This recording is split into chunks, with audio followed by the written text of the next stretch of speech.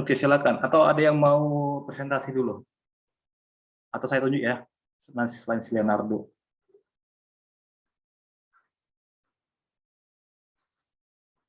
Oke, sembari nunggu Leonardo, ada nggak? Mau si Victor nggak? Coba di-share dulu. Silakan di-share sebelum kita masuk ke sesi apa namanya yang utamanya.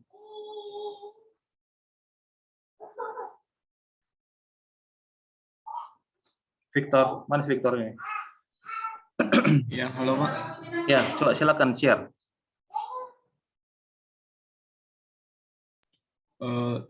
Sama Pak, nunggu dibuka lagi dari Pak. Aduh, ini alasan-alasan koyo ini. Ada yang sudah ready nggak? Pasti nggak ada yang mau juga ini. Oke, nanti sembari si Leonardo itu mempersiapkan apanya, jadi biasanya saya mau menyampaikan materi kita hari ini. Ya. Nah, jadi sesuai dengan topiknya hari ini ya, kita akan belajar mengenai Hibernate. Nah, Hibernate ini merupakan sebuah framework atau framework lah, framework yang akan menghandle urusan dari aplikasi dengan database. Intinya seperti itu. Sebenarnya masih banyak sih framework lain yang ada di luar sana. Nah, tapi untuk Java ini sudah state of the art-nya lah, yang paling mutakhir, yang paling sering digunakan. Bahkan kalau Anda lihat contohnya di JobStreet lah atau JobDB, salah satu requirement mereka itu harus bisa Hibernate. Bukan Hibernate tidur ya, tapi harus bisa atau punya skill untuk Hibernate, khususnya untuk developer Java. Kalau di .NET sendiri ada namanya nhibernate. Nah, jadi kalau yang di Java-nya Hibernate seperti itu. Nah, jadi ini sengaja saya minta kalian untuk mempersiapkan materi soal JDBC. Tujuannya apa? Nanti kalian akan bisa lihat apa sih perbedaan antara JDBC yang pernah kita pelajari yang di week 10, kalau masih ingat ya, di PBO kemarin, dengan penggunaan Hibernate.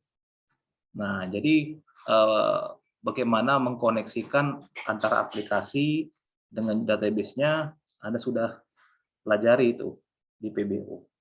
Nah, kemudian sebelum kita mengerti soal Hibernate, saya rasa juga sudah pernah menyampaikan materi mengenai POJO, Plain Object Java Notation seperti itu. Nah, basicnya itu adalah Java yang Anda jadikan POJO seperti itu. Jadi dari physical table kita translasikan ya, tanda petik translasikan menjadi POJO atau atribut-atribut dan setter-getter di situ. Ya. Nah, kemudian saya juga kemarin minta ke Anda untuk membuat summary dari link yang sudah saya kasih ini. Jadi link yang saya kasih ini merupakan memang basicnya, hanya sebatas introduction-nya, ya, hanya sebatas introduction-nya. Nanti lebih detailnya kita akan lihat di sesi ini, kemudian nanti ada di seksi praktikum. Nah, jadi apa sih goal kita hari ini yang akan kita bahas? Yang pertama itu mengenai JDBC. Saya akan kasih hanya brief aja. Saya akan recall materi kita yang kemarin, bagaimana kita mengkoneksikan, kita create koneksi dari situ, kita pakai konektor MySQL, kemudian kita open connection, kemudian kita lakukan yang namanya selection lah, select query, update dan lain sebagainya. Nah, kemudian goal kita yang kedua nanti akan kita bahas sedikit apa sih sebenarnya Hibernate itu, kenapa sih kita pakai Hibernate, kemudian apa sih core components yang ada di dalam Hibernate. Nah, kita akan lihat nanti. Kemudian selanjutnya ada masalah arsitektur. Jadi kalau kita berbicara mengenai framework, kalau Anda itu tidak tahu arsitekturnya, itu akan susah. Jadi Anda itu harus punya bayangan bagaimana sih arsitektur dari framework Hibernate. Nanti dari situ Anda bisa bayangkan, oh step-stepnya harus dimulai dari ini, dan ini seperti itu. Ya, jadi Anda harus punya gambaran bagaimana framework dari Hibernate. Kemudian nanti kita akan lihat juga core konsepnya bagaimana kita step by step ya, kita konfigurasi di HBML-nya, kita konfigurasi di bagian XML-nya, dan lain sebagainya. Oke, ini apa ini chattingan? Oke, silakan Leonardo, saya stop share. Silakan Anda share.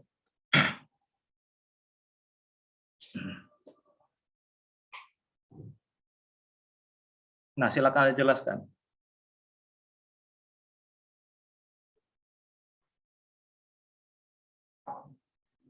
Yuk, mana ini? Oh, ada suaranya. Oh, maaf Pak, dari tadi saya ngomong. Oke. Oke, di sini saya akan menjelaskan saya membuat aplikasi konsol sederhana yang menerapkan JDBC API, yang dimana saya membuat di sini database student, yang dimana di sini mahasiswa dapat mengambil mata kuliah. Dimana di sini ada pertama tabel mata kuliah yang atributnya NIM, nama, email, dan dot. Yang kedua mata kuliah, yaitu ID matkul mata kuliah sama SKS-nya. Dan yang ketiga itu tabel untuk mahasiswa mata kuliah, yang dimana di sini untuk hubungan dari mahasiswa ke mata kuliah. Yang dimana di sini sebelum menjelaskan ke codingan, untuk konektornya sendiri saya menggunakan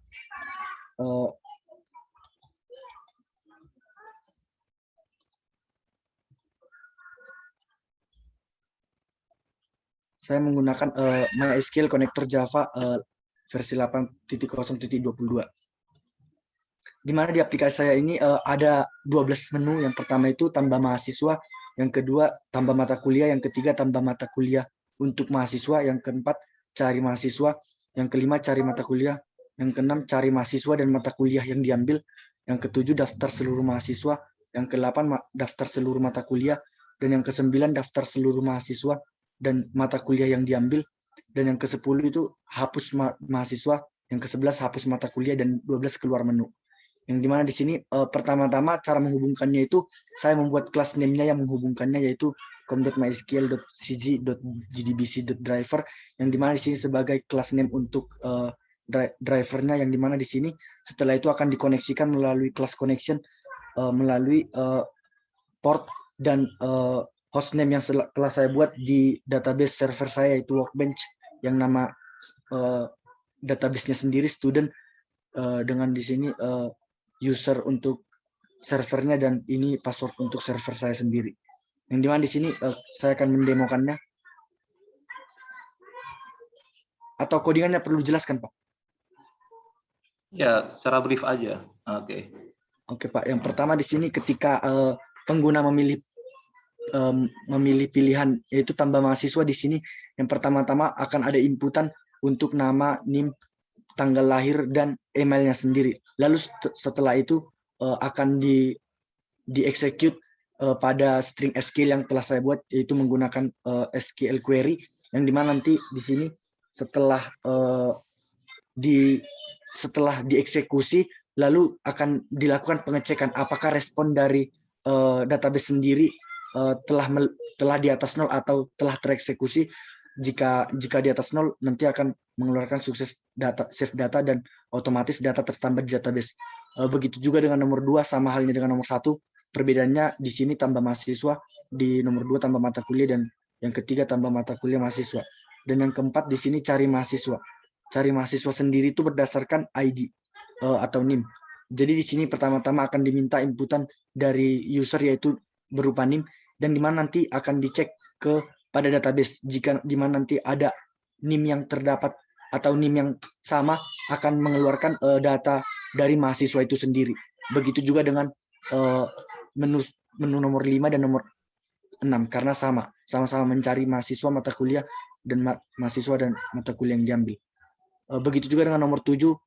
Nomor 7 ini hanya menampilkan seluruh daftar mahasiswa. Jadi di sini saya langsung menggunakan query, yaitu select all from mahasiswa, yang dimana nanti akan saya tampilkan berupa mahasiswa dan seluruh mata kuliah yang diambil. Dan sama juga halnya seperti menu nomor 8 dan nomor 9. Lalu di nomor 10, menu 10 yaitu hapus mahasiswa dan mata kuliah, di mana di sini inputannya berdasarkan sesuai dengan inputan NIM jika mahasiswa yang ingin dihapus. Yang dimana nanti setelah mahasiswanya terhapus, otomatis mata kuliah yang diambil juga ikut terhapus. Baiklah, saya akan langsung mendemokannya.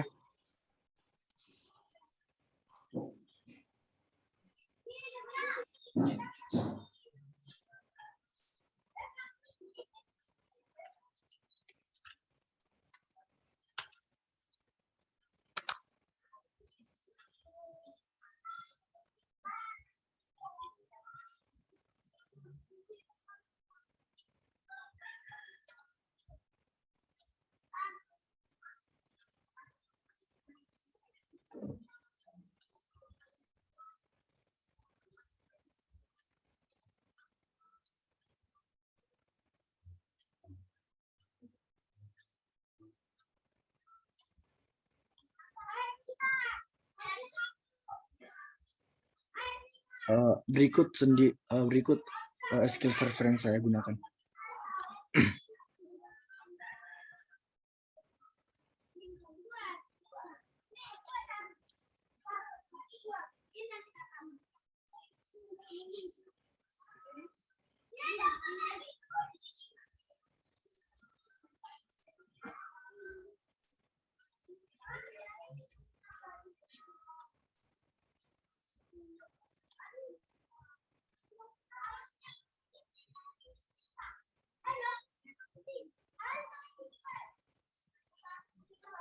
Gimana ya? Coba lihat tadi codingannya. Nah, jadi ini udah sangat jelas ya contoh dari JDBC ya. Jadi kalau Anda perhatikan, saya ambil sampel untuk teh mahasiswa.java. Coba Anda buka. Nah, ini yang disebut dengan POJO ya. Plain Object Java Notation. Jadi semuanya itu kalau Anda lihat ya dari tabel fisiknya di dalam database, jadi kolom-kolomnya itu akan ditranslasikan dalam bentuk atribut, ya, dalam bentuk atribut atau dalam bentuk state. Nah, apa yang dimaksud dengan atribut? Ya variabel-variabel itu. Nah, contohnya untuk name, nah itu atribut. Ya, jadi kalau Anda lihat tuh name, ada nama, email, ini semua atribut yang di set sebagai private. Ya, kemudian nanti ada setter dan getter. Setter dan getter ini sudah sangat strict sekali. Di pojok itu Anda itu nggak boleh sembarangan ngasih setter getter ya. Jadi kalau misalnya dia name, misalnya di dalam database itu adalah name, maka setternya itu Anda harus set kemudian n-nya itu gede. Name. Seperti itu. Termasuk juga untuk getter, get n itu gede name. Jadi benar-benar sangat strict sekali konsep bagaimana Anda mentranslasikan dari physical table menjadi namanya POJO di sini. Nah, ini saya tekankan, ini basicnya. Kalau Anda nggak tahu membuat seperti ini, ya susah nanti kita di Hibernate. Oke ya. Nah, jadi terima kasih buat presentasinya ya, untuk ini si Leonardo. Sekarang akan kita lanjutkan lagi ke kita ya. Baik, Pak. Ini semua pada sudah melihat? Sudah, Pak. Sudah ya. Nah, jadi ini ya glance-nya. Jadi ini mirip juga konsep yang tadi disampaikan oleh Leonardo, di mana itu Anda harus membuat yang namanya membuat koneksi antar aplikasi dan juga si database kalian. Ya, bagaimana caranya? Yang pertama Anda harus load JDBC. Kemudian Anda harus buat namanya koneksi. Habis itu Anda harus membuat namanya prepare statement. Ya, kemarin itu ada dua mekanisme. Yang pertama prepare statement, yang kedua adalah statement biasa. Kita kemarin prefer menggunakan prepare statement karena untuk menghindari SQL injection. Ya. Kemudian di sini Anda melakukan ya sesuai dengan bisnis proses kalian lah. Ya kan? Nah, jadi di sini saya ingin tunjukkan sebenarnya betapa panjang kode program yang Anda buat kalau seandainya Anda hanya untuk memilih atau mengselect query untuk menampilkan mungkin siswa seperti yang tadi disampaikan Leonardo. Sungguh sangat panjang ya, itu kalau penggunaan JDBC. Kemudian kalau seandainya kita menggunakan JDBC juga, setiap kali kita melakukan yang namanya proses selection atau updating ataupun insertion, sudah pasti kita open connection. Ya. Jadi open connection itu kalau kita membuka koneksi di aplikasi dengan database itu sangat mahal. Maksudnya bagaimana Pak mahal di sini? Jadi ada namanya traffic ya di network. Itu sangat mahal. Kemudian Anda itu ketika membuat koneksi ini juga di sisi database-nya ada proses autentikasi. Ya, bayangkan aja kalau seandainya ada puluhan ribu atau jutaan lah. Ya, karena manusia Indonesia ini kan ada 182 juta kalau nggak salah. Ya kan? Bayangkan kalau seandainya seluruh manusia Indonesia ini melakukan open connection, udah pasti drop aplikasinya. Ya, karena bolak-balik di open connection, dia melakukan dari sisi servernya itu melakukan yang namanya user autentikasi, kemudian dan lain sebagainya lah yang ada di dalam open connection itu. Ya, jadi ini yang disebut dia dengan kelemahan dari JDBC. Nanti akan kita lihat perbedaannya dari sisi Hibernate. Oke, Nah, sekarang apa sih sebenarnya Hibernate itu? Nah, Hibernate ini merupakan sebuah framework. Jadi ada yang bilang framework untuk mensimplifikasi ya proses software development ya. Apa namanya, terutama kalau Anda mau mengkoneksikan antara aplikasi Anda dengan database seperti itu ya. Kemudian kalau Anda lihat dari resource yang lain atau reference yang lain, Anda akan melihat bahwa Hibernate ini merujuk pada ORM tool. Apa yang maksud dengan ORM tool? Object Relational Model Tool. Ya, jadi kalau Anda lihat database kita, ya pasti bentar, ini mau bisa download. Sorry. Jadi kalau misalnya kita lihat tabel, contohnya mahasiswa ya, mahasiswa ini sudah pasti dia punya beberapa mata pelajaran yang diambil dia, mata pelajaran. Kemudian di mata pelajaran ini mungkin ada beberapa dosen pengampu, ya kan, dosen pengampu. Ya. Nah ini kalau di Hibernate ini akan dimodelkan, ya, dimodelkan dalam bentuk Pojo di situ, ya. Pojonya itu ada, maksudnya jadi Java tadi, ya. Kemudian nanti di-load-lah dia itu ke dalam objek. Nangkep ya? Itulah yang dimaksud dia dengan ORM. Ya, makanya Hibernate ini dikatakan sebagai ORM tools. Ya, Object Relational Model Tools di situ. Nah, yang ketiga, kalau Anda lihat lagi dari sumber yang lain, jadi Hibernate itu mengacu pada programming teknik, ya, teknik pemrograman bagaimana Anda melakukan penyimpanan data tapi lewat objek seperti itu. Bukan kayak Anda melakukan seperti select query biasa yang disampaikan dari Leonardo, nggak seperti itu lagi. Tapi kalian itu berdasarkan based on object, ya.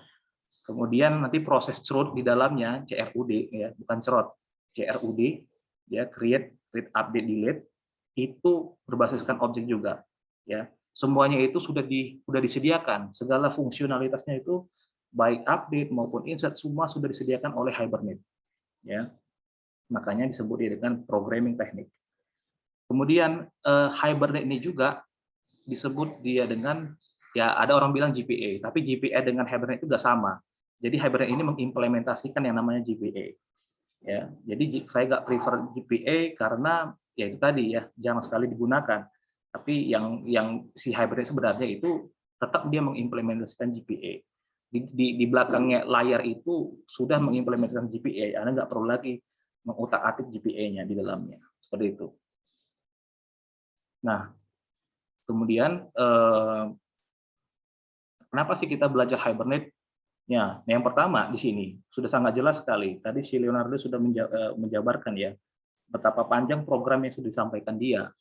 Nah, jadi dengan adanya Hibernate kita mengeliminasi kode program yang panjang-panjang itu. Nah, di sini makanya dikatakan boilerplate codes. Maksudnya yang sangat banyak lah yang ibaratnya bikin kita capek lah seperti itu ya. Nah, jadi contohnya pada saat kita melakukan proses selection ya, data selection atau insertion sangat panjang itu prosedurnya. Nanti kalau Anda lihat di slide kita yang terakhir, di situ Anda untuk melakukan select query dibutuhkan cuma 2 baris. Nggak sepanjang tadi dilakukan Leonardo, nggak seperti itu. Ya, jadi semua sudah di-handle di belakang dari Hibernate itu sendiri. Nah, bedanya apa? Tapi ya bedanya nanti kalian itu akan sedikit lebih ribet lah, lebih agak sedikit lebih susah ketika Anda harus melakukan konfigurasi di HTML-nya. Ya, cuman itu aja. Ya, di konfigurasi bagaimana Anda melakukan mapping antara XML filenya dengan si Pojo-nya. Ya, paling di situ aja yang ribet. Kemudian di sini dikatakan require fewer resources. Ini sangat benar sekali ya, sangat benar sekali. Jadi Anda tidak perlu tidak perlu menambah kayak library tambahan ya untuk menghandle yang namanya koneksi dengan berbagai jenis database. Semua database ya, saya bilang semua karena ada beberapa database kalau Anda lihat dokumentasinya sudah disupport. Apakah itu MySQL, apakah itu SQL Server, semua sudah disupport oleh Hibernate. Jadi Anda cukup tinggal menggunakan konektor yang ada di Hibernate itu sendiri. Ya. Kemudian nanti di sini dikatakan ya, handles mapping of the object to database table. Nah, ini tujuannya apa? Yang di poin ketiga, tujuannya adalah untuk memudahkan kalian melakukan proses CRUD itu tadi. Ya. Jadi Anda itu tidak perlu repot-repot kayak Anda membuat prepare statement yang sampaikan ke Leonardo, nggak perlu lagi. Cukup Anda enkapsulasi ya, enkapsulasi data-data Anda itu ke dalam sebuah objek ya, objek dari Pojo tadi seperti itu. Nah, kemudian Anda tinggal lemparkan objek itu, udah kesimpan. Jadi nggak perlu lagi membuat namanya kode-kode program, nggak penting. Ya, jadi bagaimana kalau Anda bayangkan ya, Anda nanti bekerja di luar sana, kemudian aplikasinya sudah sangat besar. Kalau Anda menggunakan cara JDBC udah kerepotan, seperti itu. Ya. Nah, kemudian Hibernate ini support yang namanya L1 dengan L2 case. Maksudnya apa itu, Pak? Jadi kalau Anda belajar ALU ya, ALU ya namanya, arsitektur ya, CAO dulu zaman saya namanya CAO. Ya, jadi arsitektur dari komputer. Itu ada namanya L1 case dengan L2 case. Ya, jadi L itu kalau Anda lihat di referensi disebut dia dengan mem case. Ya. Jadi kita gunakan mem case untuk mengakses data yang sangat cepat. Seperti itu. Bukan di memori ya. Beda L1 case dengan L2 case dengan si memori itu sangat beda sekali. Dan ukuran karena dia sangat cepat, ukuran dari L1 case itu sangat sedikit. Ya, sangat sedikit, tapi dia sangat cepat. Makanya ketika Anda menggunakan si Hibernate, ya, ketika Anda meng-Hibernate, pengaksesan data itu sangat cepat karena disimpan pemodelan itu di dalam L1 case tadi, ya. Jadi by default L1 case ini akan digunakan. Kalau L2 case ini terserah apakah Anda mau menggunakan, nanti itu di konfigurasinya Anda setting, ya. Dan yang terakhir, si Hibernate ini namanya ada namanya HQL ya, Hibernate Query Language ya. Nah, di sini dikatakan dengan adanya HQL, kalian itu bisa menggunakan kelebihan dari si L1 case tadi itu. Coba kalau Anda menggunakan JDBC kemarin, Anda harus simpan itu di dalam memori. Setiap kali kalian melakukan koneksi, kalian melakukan select query, kalian jadikan dalam bentuk bins atau pojok tadi, ya itu Anda simpan dalam memori. Seperti itu. Nah, sedangkan kalau L1 case itu jauh lebih cepat dari si memori tadi. Makanya dengan adanya si HQL ini, Anda bisa memanfaatkan L1 case tadi atau juga L2 case seperti itu. Ya. Cuman memang harus diakui Hibernate ini di awal-awal tuh berat ya ketika di load. Kenapa berat? Karena ada namanya dia melakukan establishing connection di bagian session factory. Ya, cuman sekali. Jadi dari session factory ini nanti akan Anda create beberapa yang namanya session, ya, yang namanya session. Jadi setiap Anda misalnya query selection, Anda gunakan satu session. Anda melakukan update, Anda gunakan satu session. Ya, di situ Anda bisa create sebanyak apapun untuk si sessionnya. Namun Anda tidak perlu melakukan establishing connection lagi. Di situ kelebihannya. Ya, sedangkan kalau Anda menggunakan JDBC, bolak-balik establish connection, akibatnya lambat seperti itu. Ya, itu sebabnya si Hibernate ini dipakai untuk aplikasi skala enterprise. Ya, jadi nggak perlu lambat-lambat lagi. Nah, beberapa core components yang harus Anda ingat, ya, ini terkait untuk konfigurasi kalian nanti di praktikum. Yang pertama itu ada namanya hibernate.cfg.xml. Nah, di sini berisikan konfigurasi database kita apa. Apakah MySQL, apakah SQL Server, apakah Oracle. Di sini Anda configure, ya. Kemudian di sini juga Anda lakukan mapping. Mapping apa maksudnya, Pak? Mappingan Pojo tadi. Seperti itu. Di sini harus Anda state di sini, ya. Dalam bentuk XML, ya. Jadi kalau ada jadi Java-nya, tadi ini Pojo, misalnya Pojo mahasiswa, Anda harus ubah ini dalam XML file. Nah, XML file ini akan diletakkan di hibernate.cfg.xml sebagai mapping resources. Seperti itu. Nanti ketika load aplikasi kalian di awal, akan tercreate yang namanya objek-objek, ya, objek-objek CORM tadi, seperti itu. Nah, makanya sangat berat sekali di awal-awal aplikasi yang menggunakan Hibernate.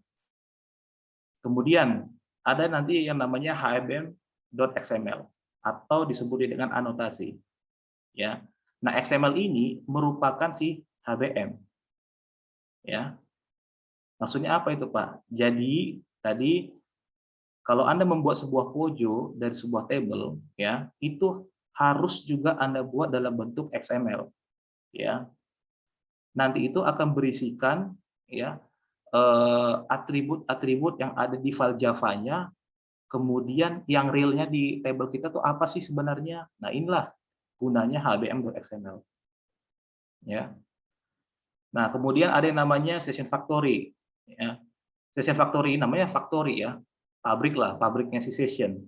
Jadi dia akan melakukan establishing connection dan lain sebagainya, termasuk autentikasi ke dalam database, tapi cukup sekali aja. Ya.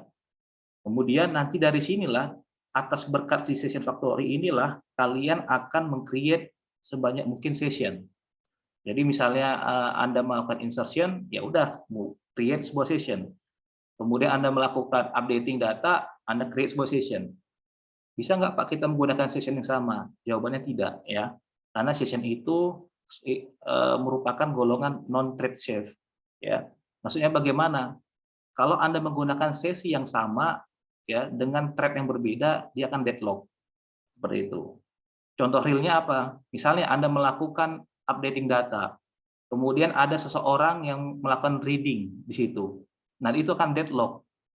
Makanya diwajibkan kalian itu untuk menggunakan sebuah session untuk satu transaksi, ya. Jadi transaksi ini mencakup apa aja? Mencakup misalnya insertion, updating, reading, ataupun selection di situ. Jadi jangan Anda gunakan session yang sama ketika melakukan proses CRUD, ya. Karena ketika creating session itu cukup apa namanya ya, cukup cepat kok, nggak begitu lambat. Ya, yang lambat itu ketika Anda melakukan inisialisasi session factory. Nah, di sini sudah saya sampaikan juga ya, session factory will create a new session object. Inilah dia tadi yang saya sampaikan. Kemudian si session ini merupakan thread safe class. Maksudnya bagaimana ya? Karena dia thread safe class, Anda sebenarnya diperbolehkan menggunakan atau ya melakukan recreating session factory, tapi tidak disarankan. Kenapa nggak disarankan? Yang pertama, sangat lambat. Yang kedua, akan menumpuk di memori. Ya, baik itu di RAM-nya apapun di L1 case atau L2 case itu akan menumpuk di situ.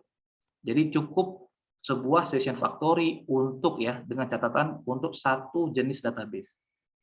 Pak, bagaimana seandainya kita punya multiple database ya yang berbeda-beda misalnya?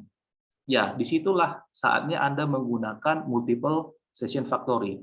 Jadi sebuah database itu sebuah session factory. Ya. Nah, jadi sebuah session factory itu bisa Anda create banyak session. Ingat ya, seperti itu. Nah, kemudian kita akan lihat lebih detail apa sebenarnya session itu. Nah, session itu di sini disampaikan bahwa will get physical connection ke dalam database, ya kan? Jadi di sesi itu akan mendapatkan koneksi ya ke dalam database, tapi bukan melakukan kayak ya establishing connection tadi yang dilakukan oleh session factory, enggak seperti itu. Cuma mendapatkan koneksinya saja, ya. Karena establish connection di situ sudah dihandle oleh si session factory dan ini tidak berat ketika Anda melakukan connection menggunakan session, ya. Kemudian di yang kedua, session adalah Java object ya untuk proses yang namanya CRUD tadi. Jadi dengan adanya objek dari session tadi, Anda tinggal menggunakan sesi ini untuk proses CRUD, itu maksudnya. Nah, akan tetapi si sesi ini session ya itu tidak not thread safe ya, tidak thread safe ya. Oleh karena itu Anda sangat dilarang keras apabila menggunakan sebuah session tapi dipakai oleh lebih dari satu thread ya, lebih dari satu thread. Contohnya Anda tadi melakukan updating, kemudian itu Anda melakukan reading ya terhadap database-nya. Otomatis dia akan muncul deadlock di situ.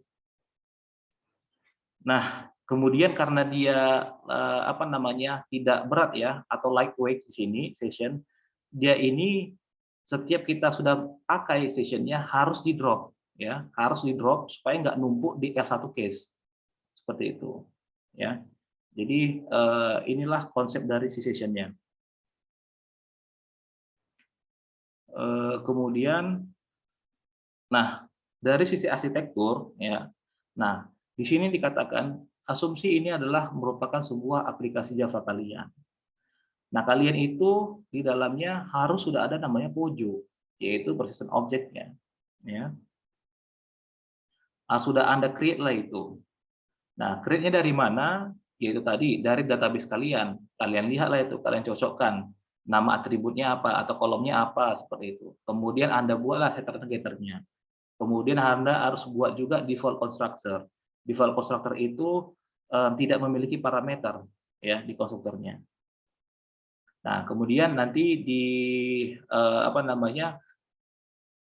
di konfigurasi kalian itu akan kalian buat yang namanya session factory ya. Anda akan buat namanya session factory. Lewat session factory Anda akan membuat banyak session di sini ya. Lewat session ini Anda bisa melakukan proses CRUD tadi ya, lewat si HQL. Ya, lewat HQL di sini. Itu lewat di query ini. Ya kan? Nah, kemudian ketika Anda sudah melakukan proses CRUD tadi, objek yang tadi itu akan disimpan sebenarnya di L1 case. Ya, langsung itu by default akan disimpan di dalam L1 case. Sembari itu akan ditransfer ke dalam database. Seperti itu.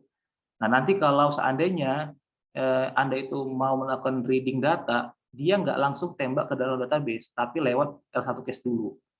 Ya, makanya kalau kita search itu jauh lebih cepat dibandingkan kalau pendekatan yang konvensional. Nah, kemudian nanti di sini ada namanya transaksi. Ya, jadi transaksi di sini akan digunakan apabila Anda melakukan proses insertion, kemudian Anda melakukan updating data, itu sudah wajib melakukan atau membuat yang namanya sebuah transaksi. Ya, transaksi ini akan dipakai ketika di dalam sesi, ya session seperti itu. Jadi lewat session factory, kemudian Anda create sessionnya. Nah, terciptalah objek sessionnya itu, Anda create lah sebuah transaksi, ya transaction di sini. Nah, lewat transaksi ini Anda bisa melakukan proses insertion, kemudian Anda bisa melakukan proses updating. Nah, bagaimana Pak kalau untuk reading data? Itu nggak perlu transaksi, ya, karena cuma membaca aja seperti itu.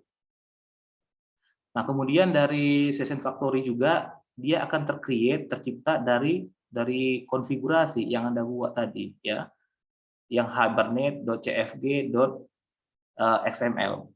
Nah, lewat dari situlah tercreate yang namanya session factory. Seperti itu, ya. Nah, kalau seandainya Anda misalnya ya, aku mau menggunakan L2 case, Pak, ya. Kemudian L1 case tetap dipertahankan, itu bisa, ya. Silakan aja. Ya, ini bersifat opsional sebenarnya. Nah, yang default itu adalah L1 case, seperti itu. Oke. Nah, dari sini kira-kira ada nggak pertanyaan? Silakan, yang ingin bertanya.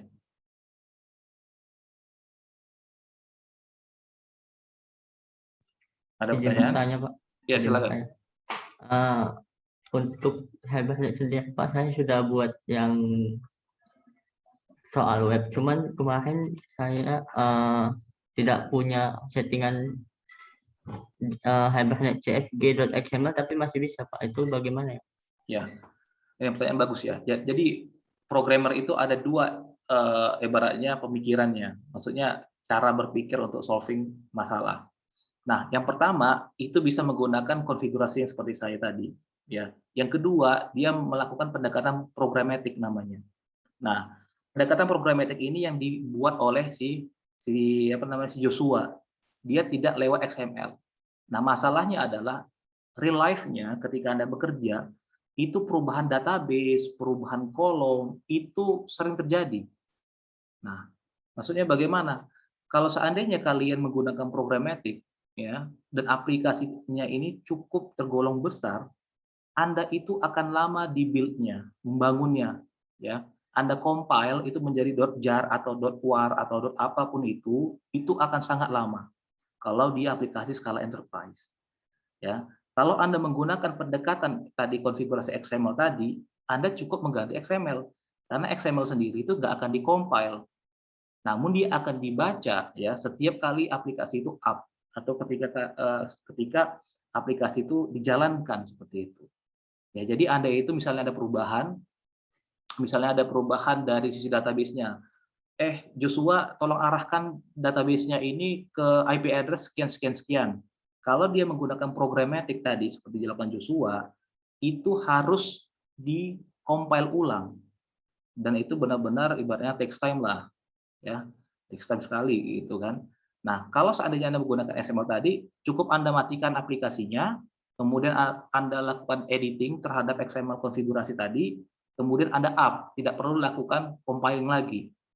Di situ kelebihannya, ya. Memang sedikit agak lebih ribet kalau menggunakan XML, tapi ini pada umumnya dipakai untuk aplikasi yang skala enterprise. Caranya, maksud saya, kayak gitu. Jadi nggak perlu lagi kita lakukan compiling lah, kemudian Anda deploy, itu sangat lama seperti itu. Cukup di stop aplikasinya, diedit, langsung di up, seperti itu. Ada lagi? Makanya kalau Anda, saya nggak tahu apakah Anda sudah belajar .NET ya. Kalau Anda belajar .NET, membuat aplikasi web, itu ada namanya web.conf nggak salah, atau web.xml. Di situ Anda lakukan konfigurasi database, kemudian konfigurasi autentikasi. Ini saya hanya mengkorelasikan ya, penggunaan XML itu. Ya. Ada pertanyaan lagi? Termasuk tadi anotasi ya. Jadi kita itu kalau cara saya ini melakukan anotasinya di XML. Kalau si Joshua saya yakin dia lewat Java filenya, ya kan? Kalau salah add notasi ya, add annotation ketika dia melakukan konfigurasi kalau nggak salah.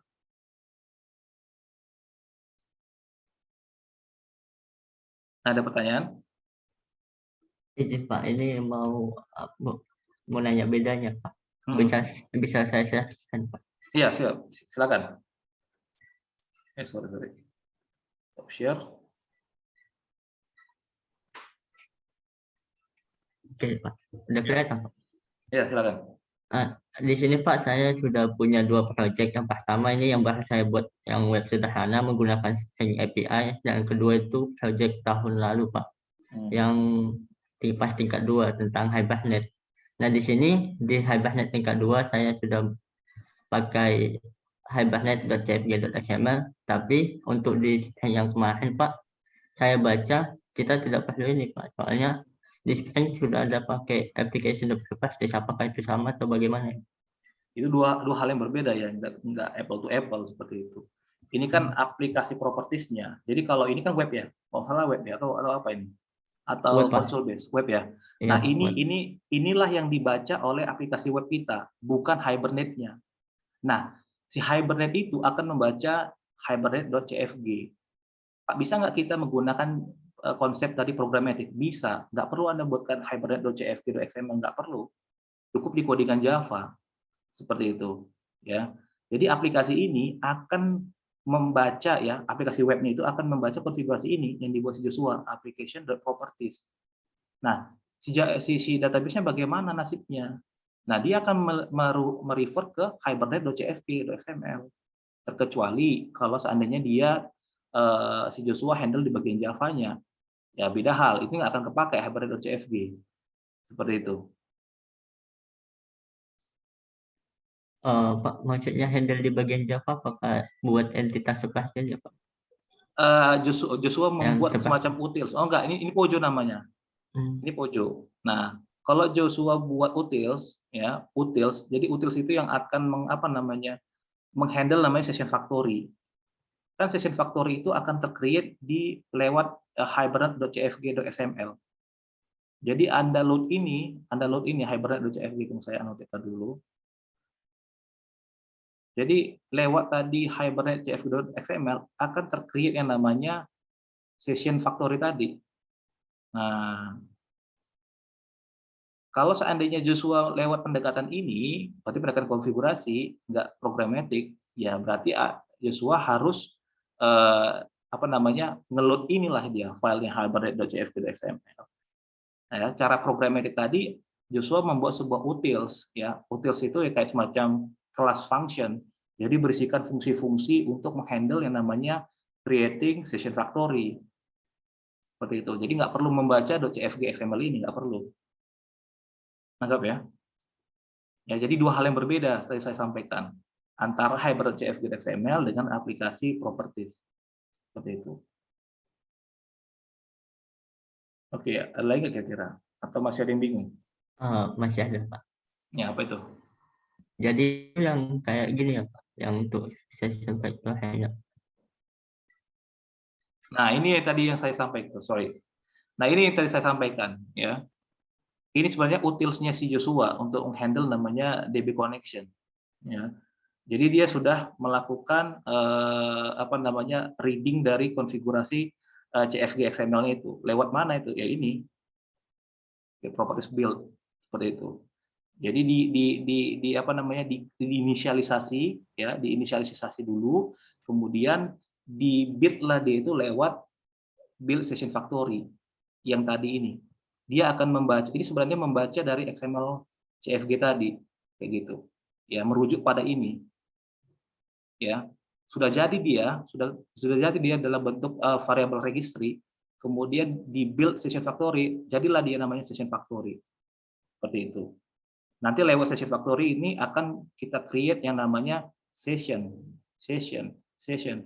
Banyak session di situ. Jadi itu proses CRUD bukan lewat ke session factory, tapi langsung ke sessionnya aja, begitu. Gitu ya. Nah, oke, saya rasa itu aja. Ada lagi nggak kira-kira? Baik, Pak, sepertinya untuk sekarang itu dulu, Pak. Makasih, Pak. Ada error nggak di sini? Nggak ada kan? Tidak ada, Pak. Ya udah itu aja. Oke, yang lain gimana pertanyaan? Nah, itu sebabnya saya kemarin sampaikan ke kalian, coba kalian pelajari, tapi saya kasih instruksinya lewat buat summary-nya, supaya Anda bisa mengerti dulu si basic dari si Hibernate-nya. Jadi ketika ada pertanyaan, jadi bisa connect ya dengan kelas kita hari ini. Oke, karena nggak ada pertanyaan, kita lanjut. Nah, bagaimana sih konsepnya di Hibernate sendiri? Nah, nanti kita akan, saya nggak tahu, sebelumnya kita sudah belajar Maven belum? Ada yang sudah pernah belajar Maven? Halo, tes. Belum, Pak. Belum ya. Nah, jadi ini wajib lah kalian, wajib, benar. Maven ini lagi-lagi ya termasuk requirement ya kalau Anda nyari kerjaan yang bagus. Anda nanti akan diajari ya lewat praktikum bagaimana bekerja dengan Maven. Maven ini sebenarnya mempermudah kalian untuk importing library. Tanpa harus Anda download dari yang lain, dari internet kan, tanpa harus seperti itu. Anda cukup lihat website dari Maven, Anda cari library yang Anda inginkan, contohnya Hibernate tadi, kemudian Anda tinggal kopikan dependensi ini ke dalam si POM filenya. Nanti kalau Anda menggunakan Eclipse ya, karena saya mintanya menggunakan Eclipse, Anda itu create project as Maven project di situ. Nah, di situ nanti akan ada namanya POM file. POM file ini berisikan library yang kita gunakan untuk project kita itu, seperti itu loh, ya. Nah, kita akan lihatlah nanti di praktikum. Jadi ketika kita menggunakan Maven, Anda itu udah pasti ya harus ada koneksi internetnya. Nah, di sini kita import library ya lewat dari Maven, konfigurasi seperti ini. Kemudian apabila kalian menggunakan MySQL, cukup menambahkan dependensi seperti ini juga ya. Nah, inilah konfigurasi awal. Kemudian di sini yang pertama sekali yang kalian lakukan ya adalah membuat yang namanya hibernate.cfg.xml ya ke dalam yang namanya src main resource. Nah, di project kita nanti yang ada itu adalah src main, resources-nya nggak ada. Ya, otomatis Anda itu harus create yang namanya folder resources di bawah dari folder main. Ya, letakkanlah si hibernate.cfg.xml ini ke dalam resources ini. Termasuk juga anotasi-anotasi dari pojok kita tadi yang .html itu ya ke dalam resources. Nah, kemudian dari sini ya kita akan set lah konfigurasi awal. Yang pertama JDBC konektornya apa, kemudian server database-nya apa, termasuk nama database-nya apa, kemudian username-nya apa, kemudian password-nya juga apa. Nah, kemudian ini konektornya tadi, ya kan, jenisnya. Nah, kemudian di sini tergantunglah kalau Anda mau menampilkan SQL-nya ketika aplikasinya itu run, ya silahkan bikin true atau false dan lain sebagainya. Ini konfigurasi opsional sebenarnya. Nah, di sini yang saya sampaikan tadi ya. Jadi di hibernate.cfg.xml berisikan namanya mapping resources. Nah, di sini contohnya saya membuat sebuah table yang namanya employees. Saya create dulu pojonya, nanti kita akan lihat pojonya, kemudian saya translasikan dia ke dalam XML filenya. Ya, disinilah yang akan kalian kerjakan pertama kali. Pak, bagaimana kalau seandainya saya memiliki lebih dari satu mappingan files? Misalnya ada departemen, ada apa lagi? Ada table salary, ada table order atau sebagainya. Letakkan aja, ya, kalian tambahkan lagi di bawahnya seperti itu. Cuman itu aja. Nah, kemudian kita fokus kepada HTML filenya. Nah, disinilah dia. HTML file itu merupakan translasi dari pojok ke dalam XML. Tujuannya apa? Supaya bisa supaya bisa dibaca ketika aplikasi up. Ya. Nah, di sini letak dari package kita, packaging. Yang ingat ya, waktu kita di PBO belajar packaging. Nah, ini merupakan package kita. Ya. Kemudian di sini merupakan nama table fisik kita. Seperti itu. Ya. Nah, kemudian di sini merupakan primary dari table kita. Nah, EMP-no number di sini merupakan nama atribut dari pojo. Nah, seperti itu ya. Kalau Anda lihat di sini EMP-no, kemudian Anda lihat di sini. Dia itu harus sama. Ya, jadi jangan sempat Anda buat yang aneh-aneh, dia nggak akan nge-link dia situ. Jadi name-nya ini ya, name yang ini dan lain sebagainya itu harus mirip dengan yang Anda buat di dalam pojo. Ya. Nah, sedangkan yang kolom ini merupakan nama kolom yang asli di dalam table employees. Jadi jangan yang aneh-aneh Anda buat. Ya, misalnya Anda pakai underscore, misalnya emp underscore no sini ya dalam table fisiknya. Ya, Anda buat juga seperti itu ke dalam XML-nya emp underscore no. Ya, disinilah dia akan nge-link antara atribut yang pojo tadi dengan physical table kita. Dia akan nge-link dia, dimappingkan seperti itu. Ya. Kemudian di sini Anda akan bisa buat mendefine ya tipe data apa di dalam kolom yang ingin kita buat seperti itu. Ya. Karena contohnya kalau seandainya tipe data Anda date di sini, sedangkan real-nya itu misalnya string, itu sudah pasti nggak akan nge-link, akan error seperti itu. Bahkan ya integer aja dengan date itu udah salah ya kan, seperti itu. Nah, jadi di sini saya tekankan adalah Anda itu harus benar-benar hati-hati ketika Anda memappingkan antara XML filenya di HBM ini dengan physical table-nya. Lewat inilah kalian itu nanti memappingkan physical table dengan si pojo. Nggak bisa dari pojo ke physical table, nggak bisa seperti itu. Ya. Namun di JDBC itu bisa. Ya, dengan cara apa, Pak? Dengan cara manual, kan Anda sendiri yang mengkonek-konekkan itu. Nangkap ya? Tadi kalau salah sudah dicontohkan sama si Leonardo tadi. Dia melakukan preparing statement, kemudian dia melakukan selection, kemudian dia akan memappingkan satu persatu di situ. Ya, contohnya seperti ini yang realnya. Saya coba munculkan di bagian ini. Nah, disinilah dia. Ini kan kita melakukan mappingan satu persatu di PC di Java kita, ya, lewat yang namanya result set, ya kan. Nah, kalau di Hibernate itu beda, nggak kayak gini caranya, ya. Tapi lewat si XML tadi, si HBM, ya, lewat sini lah dia, lewat HBM filenya, kemudian dikoneksikan dengan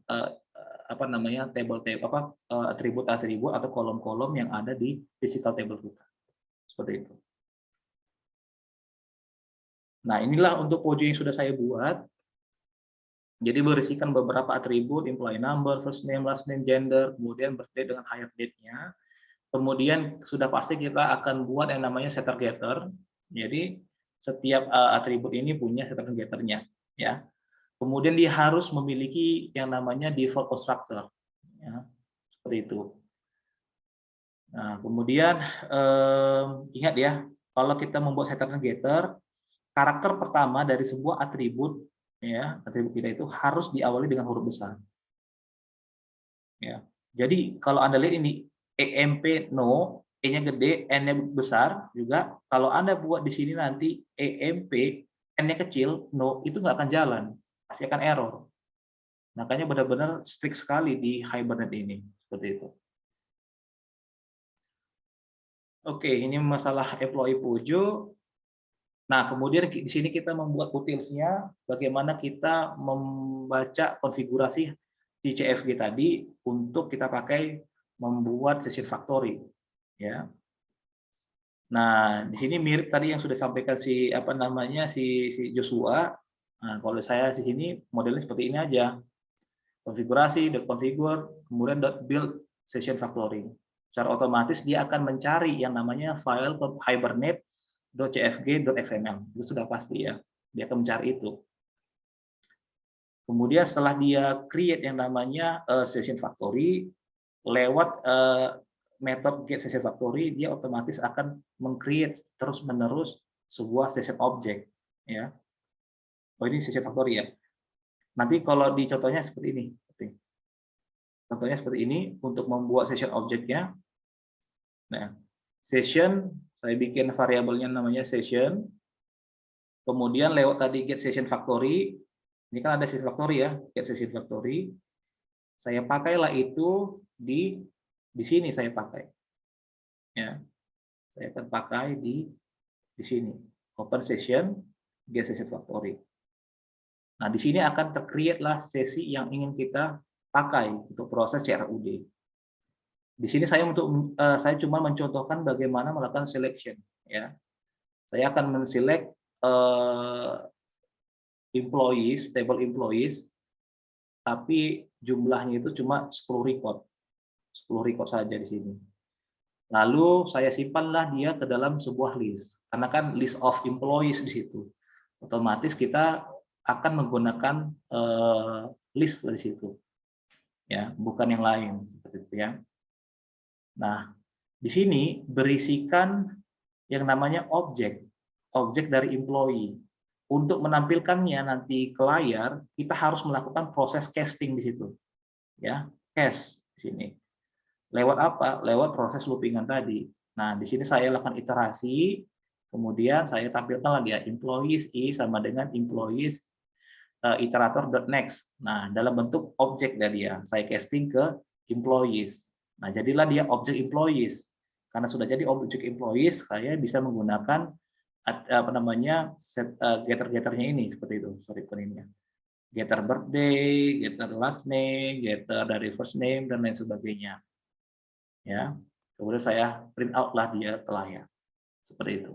Kira-kira dari contoh ini ada nggak pertanyaan? Dari penjelasan sebelumnya juga. Ada pertanyaan?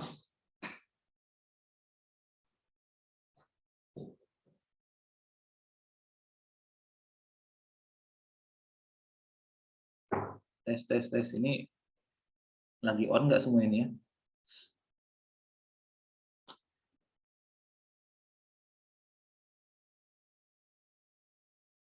Halo?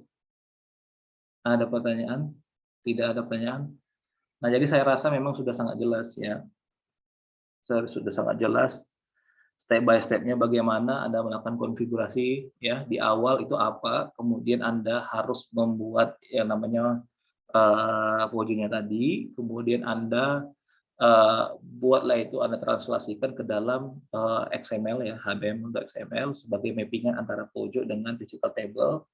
Kemudian Anda harus create yang namanya session factory.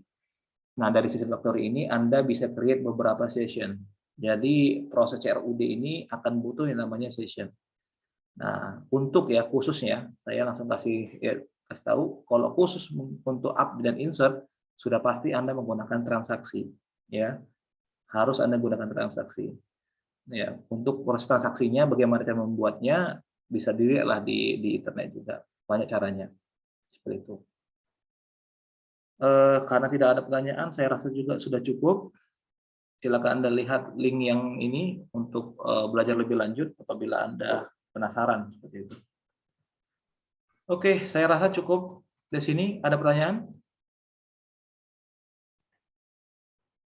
Tidak, Pak. Oke, good. Karena ada pertanyaan, kita akhiri sesi kita hari ini. Terima kasih buat partisipasi kalian. Selamat siang. Selamat siang, Pak. Terima kasih Pak. Selamat siang, Pak. Pak. Terima kasih.